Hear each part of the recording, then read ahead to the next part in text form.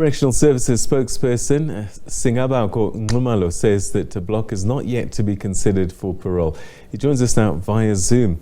Thanks so much indeed for joining us. Welcome to the program. A very good evening and thank you for having us. I'm sure you've been fielding calls all day today with this picture circulating, doing the rounds. So what is the story? Unfortunately, it's not for the first time. Mr. John Block is one of those inmates that we've been asked from time to time, is out on parole? If not, when is he being considered? But what we've confirmed is that he was granted compassionate leave where he could attend to a funeral. That was approved following Section 44, 1A of Correctional Services Act. He was then taken to where the funeral was taking place and brought back. As I'm talking to you, he is back in the cell. The funeral was yesterday. So how it works is that an inmate will be taken out, attend the funeral, and straight back to the facility. You're not given the luxury where you could then go home and visit relatives and others. No, remember, you are only granted compassionate leave only to attend to a funeral. So that was done. He's back. He continues to be a sentenced inmate. He will only be considered for parole once he has served the minimum required time. At this stage, he has not reached that particular point. All right, so it's a day pass that you get and you go straight to the venue of the funeral and you come back straight away?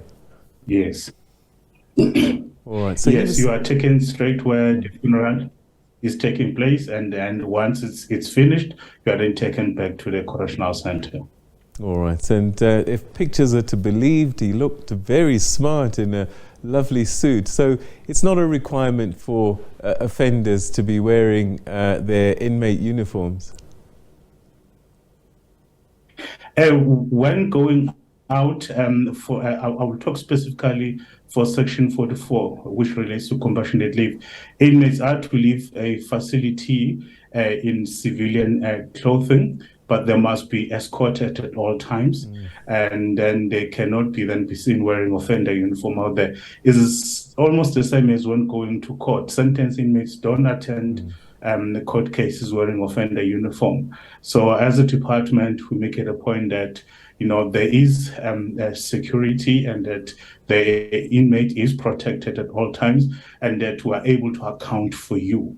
And the moment the situation changes on the ground, the officials escorting an inmate have the right to then take the inmate back to the facility there and there.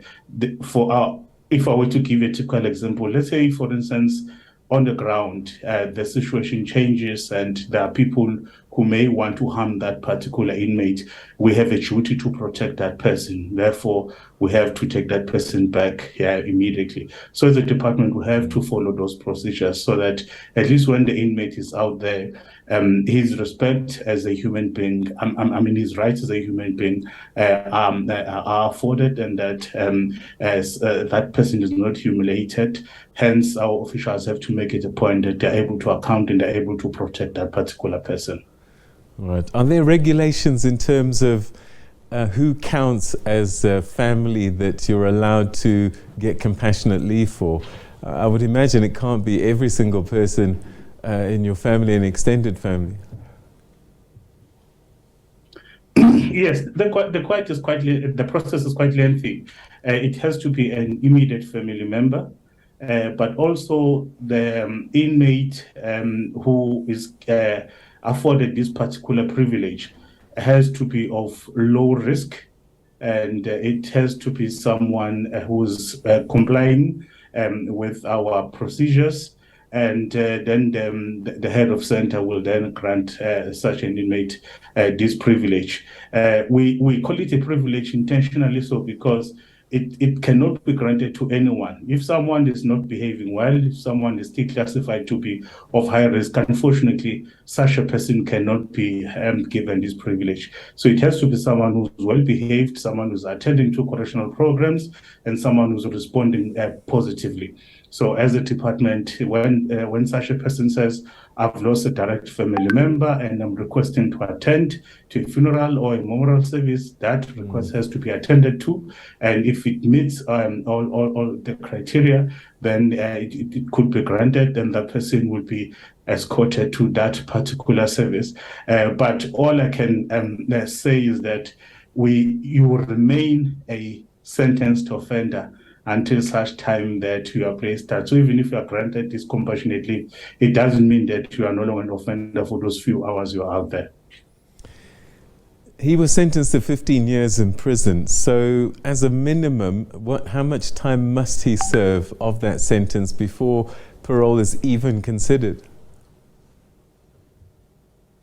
The Correctional Services Act is clear. It says all inmates are eligible to be considered for parole placement after serving the minimum required time. In simple English, you have to serve at least half of your sentence before you are eligible to be considered. And being eligible to be considered, it doesn't mean that it is automatic that you be placed out.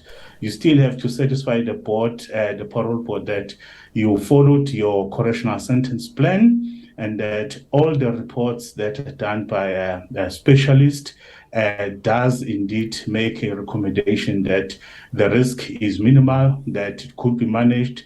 Therefore, you are a person worthy to be placed out there in the community. Then the parole board to make that decision. But you cannot be taken before the board when you've not served that minimum required time.